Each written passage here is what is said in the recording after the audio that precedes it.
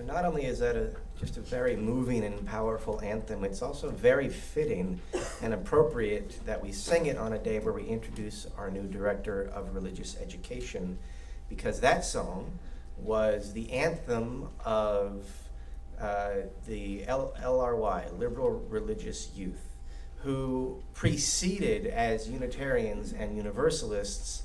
They merged and selected this as their anthem several years before the Unitarians and the Universalists, adults, I suppose, merged. So it is a song that has deep roots in the youth of our tradition.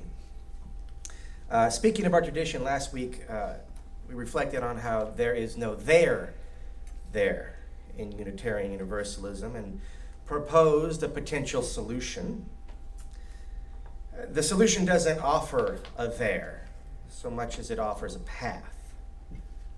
Some of you have already taken steps on that path. The first step being a meeting with myself, and I'm very excited about that, and I'm very excited to meet with you.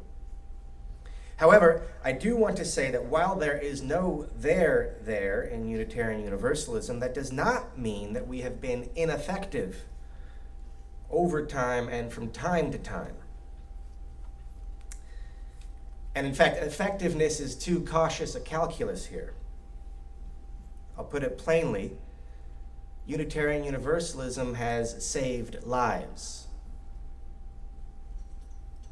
Now, it is probable that Unitarian Universalism has saved lives by the justice work that we engage in together as UUs. That's likely that has happened. But even more noteworthy is that we have saved lives just by our virtue of being here. And I have seen this with my own eyes many times over.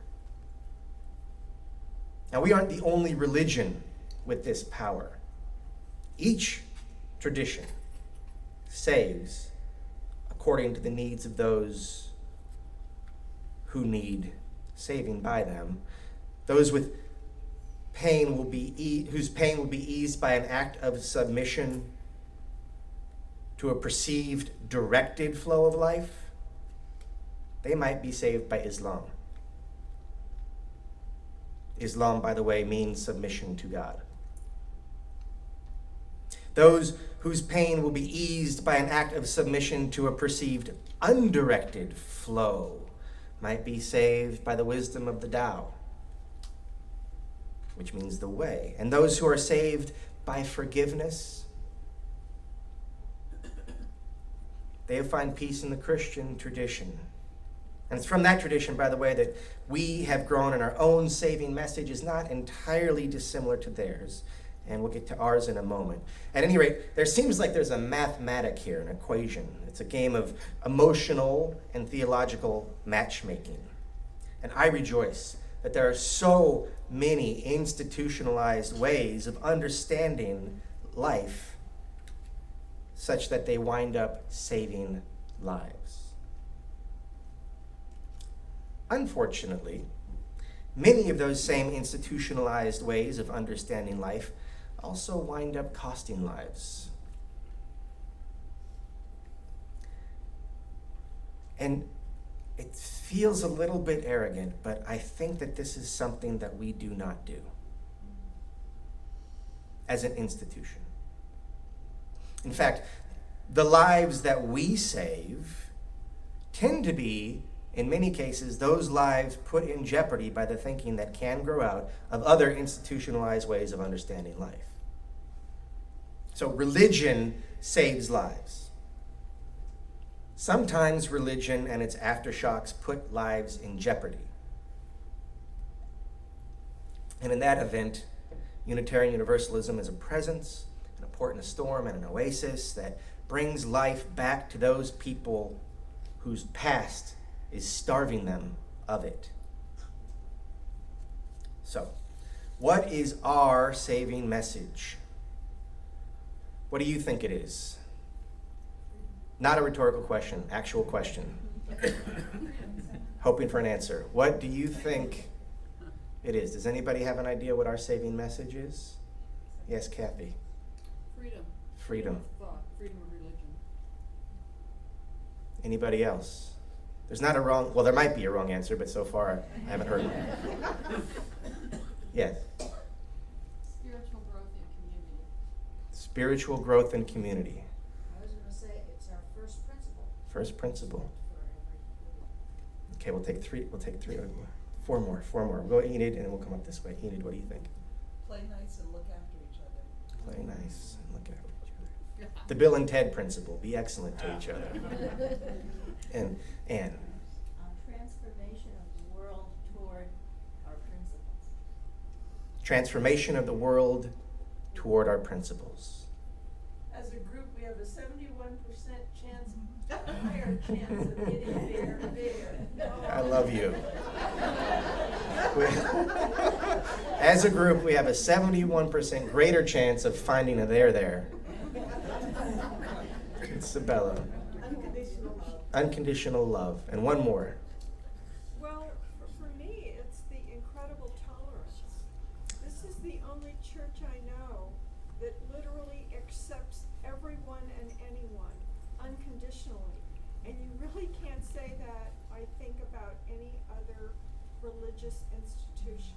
That's, yes. So, and of course, all of these are related, right?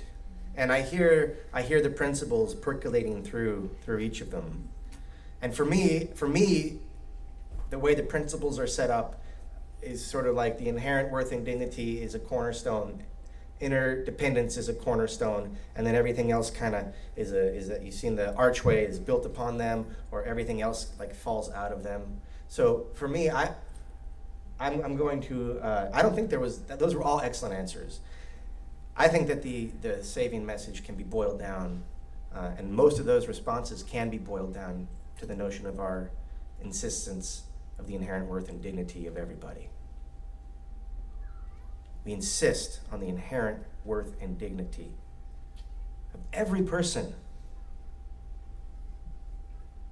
And that recognizes spiritual searches and involves unconditional love and flying together. And in this endeavor, we offer each other encouragement and care, and we do this in a number of ways. We recognize the inherent worth and dignity, offering each other encouragement and care in a number of ways.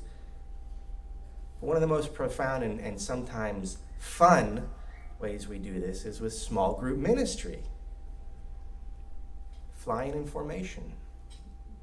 At MVUU, we call this Finding Heart. Finding Heart offers a selection of small groups, each with their own theme and focus that you can join, and together you migrate through time and topic. It's a group that is bound by a covenant that if you are part of that group, you come up with on your own with each other. And the group then concludes at the end of 6 or so weeks, sometimes even longer, with a service project. So here you have the practices of self-respect, acceptance of others, connection with others, and service to the world. And if that's not an exercise in and demonstration of inherent worth and dignity, recognized in self and in other, then I'm not sure what is. So Meg Kidwell is organizing this year's offerings, and I've asked her to provide you with a first-hand testimony of the power of Finding Heart. So Meg, if you would like to occupy the pulpit.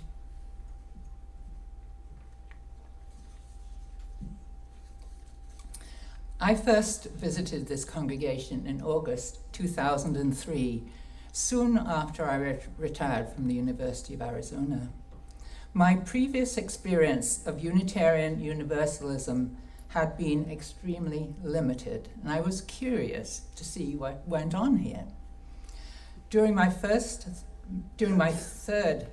Sunday visit the following month, while enjoying coffee after service in the fireside room, Ron Meikle casually engaged me in conversation and persuaded me to sign up for a Finding Heart group, soon to be starting at his home.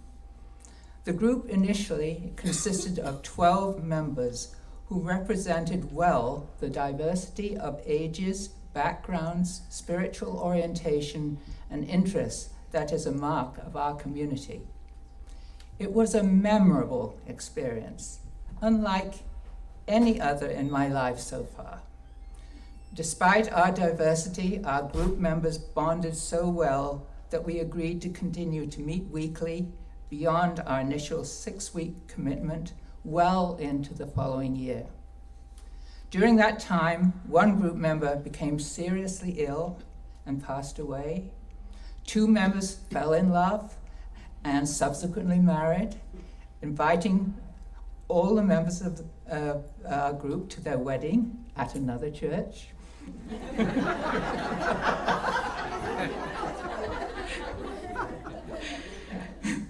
I personally made close friends with 2 of the members of that original group, and together we co-facilitated Finding Heart groups in several subsequent years.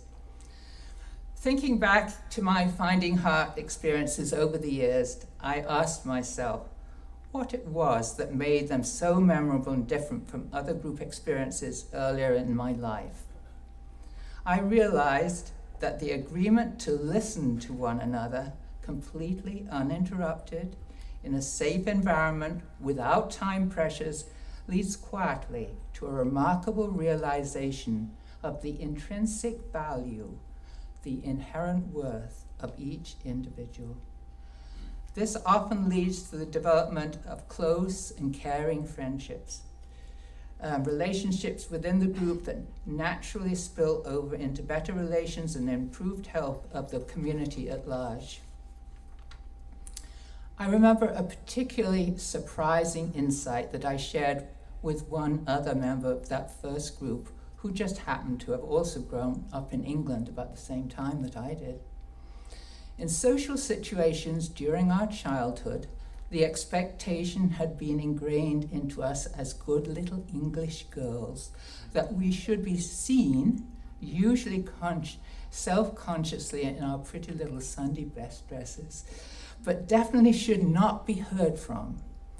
This inevitably had led to a long-standing problem for both of us, a problem of shyness and reticence of expressing ourselves in public, be it a small group or a large audience at a formal presentation. After a lifetime of suffering ranging in intensity from barely disguised discomfort to outright terror in expressing ourselves in a group situation, we realized that in addition to finding our hearts, we also had found our voices. Join a Finding Heart group. You might make a very good friend. You might die. And you might fall in love. Oh, Fortuna.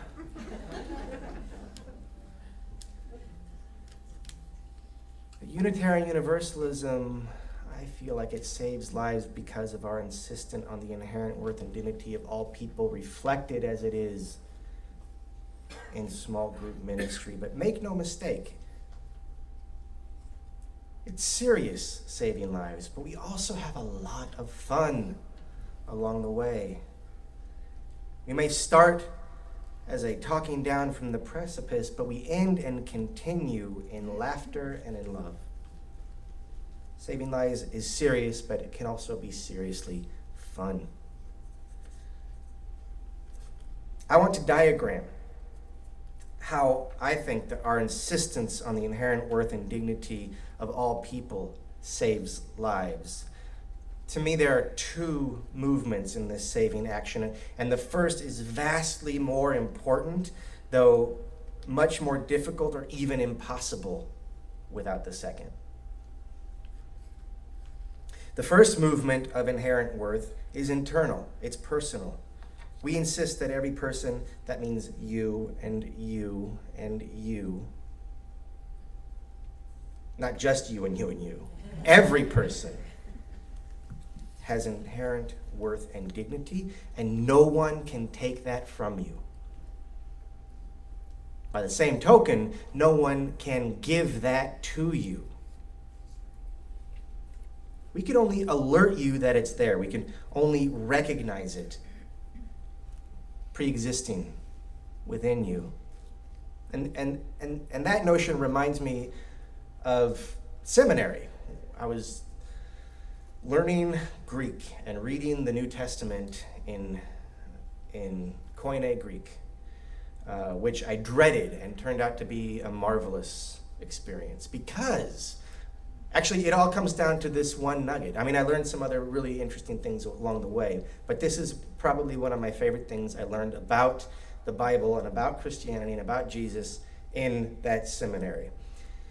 In the book of Mark, he's walking around and he's saying the word for forgiveness is aphienti, or something like that. And the way that the language is constructed, I think it's that if a word ends in a certain way, that has an effect on its agency or meaning or who's saying it. I forgot. And as I get further away from seminary, this story gets more and more fuzzy. But I remember my professors thought it was pretty fuzzy while I was there.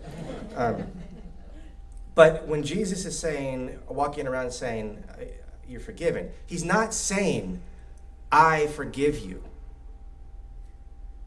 He's not even saying God forgives you. The word in Greek is you are forgiven. It is a recognition of a state of being. It is not a change in a state of being. Inherent worth and dignity. It has nothing to do with what others think about you, or maybe nothing to do with what God thinks about you. It has to do with what is inside you and your recognition of it. So recognizing your own inherent worth is a starting point. It's an understanding, and behavior ensues. Behavior grows out of understanding, and behavior is the second part. It's interpersonal. The first one was personal, internal. The second part is behavioral, so it's between us. It's interpersonal. And in this sense, inherent worth and dignity eventually actually shape how we treat one another. So we treat the other with respect, and the respect due to one who carries within them the divine spark of inherent worth and dignity. And so we can reflect rather than react, because our sense of our own inherent worth and dignity gives us a deep and abiding sense of security. If you feel your own worth, if you feel your own sense of dignity and worth, not grandiose, not self-centered, but worth and dignity, then you have the strength. You have the strength to feel that deep and abiding sense of security that allows you to open up, to be secure enough to be vulnerable, and finally to listen. So I'm going to steal a little bit from the Disney movie Frozen, which has this great line in one of its songs. Have you noticed that when people are behaving badly or making bad choices, that they are mad or scared or stressed? People make bad choices when they're mad or scared or stressed. Send a little love their way and Yeah. they'll turn out their best. Right.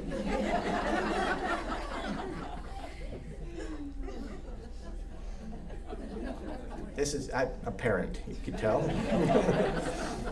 of little girls. When people are mad or scared or stressed, it is so easy to lose sight of your own inherent worth and dignity. You've become detached from it. Were they, or you, or I, not mad or scared or stressed? Were we behaving with the assurance of our own inherent worth and our own inherent dignity? It is likely that we would not be making poor behavioral choices or operating from reactivity rather than reflection, knowing that you are inherently worthwhile, that you are inherently worthy and dignified, gives you a little space between event and response. And so our insistence on the inherent worth and dignity of all people saves lives. It provides that oasis for people who need it. It saves lives. It also saves all of us in every moment. It offers us salvation. It gives us peace and makes of us peacemakers with each other and with the world. It saves lives by reassuring the grief-stricken that their worth and dignity are their birthright. And then by inviting all of us to live that birthright in our behavior. In other words, having deep faith in our own inherent worth and dignity, which is, of course, distinct from self-importance, having deep faith in our own inherent worth and dignity allows us to love. And so today we are moving from finding worth to finding heart, and to finding worth in finding heart. I'd like Fran to give you another taste of what finding heart is all about.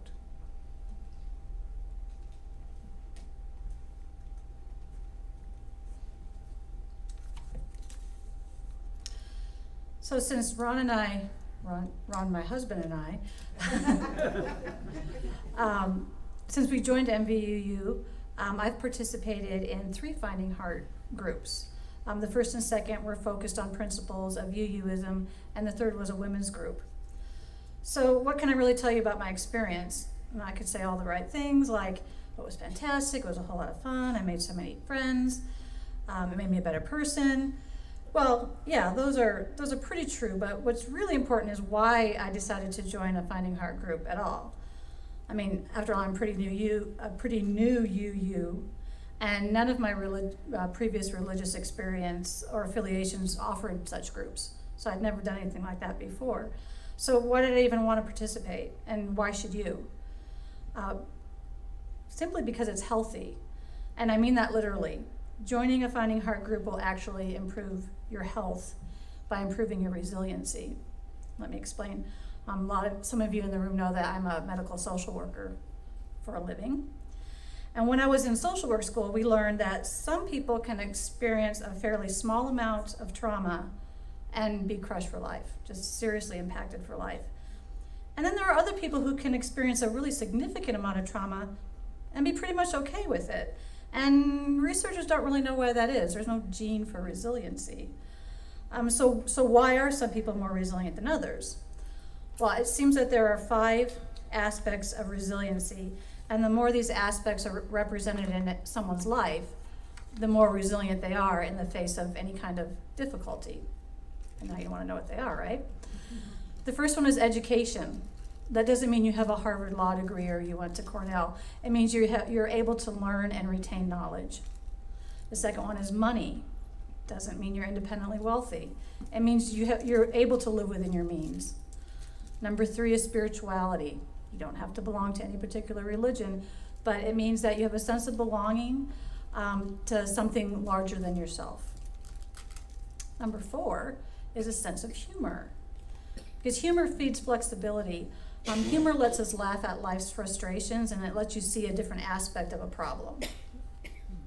And then number 5 is social support, and that's the ability to make and keep friends. Okay? Finding Heart groups exercise all of these aspects of resiliency. I learned new things. I definitely experienced a sense of belonging to something bigger than myself. I laughed a lot, and I made new friends. So now you're wondering, did I learn to live within my means better, right? Well, maybe I did. But you're going to hear that testimony from Ron and I think next week when we talk about stewardship. Thanks.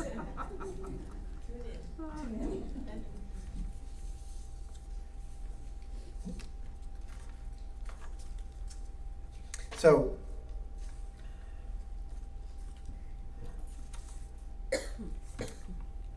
Finding Heart, excuse me.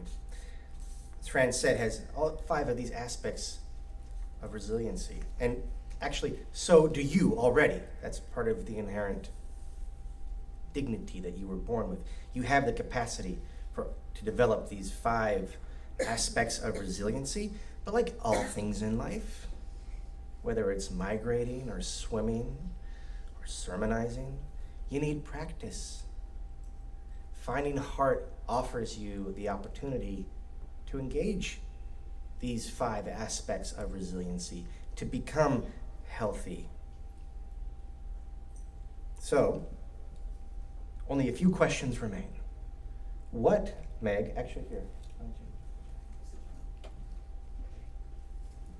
what programs are about to begin? We have 5 groups that will be starting this fall.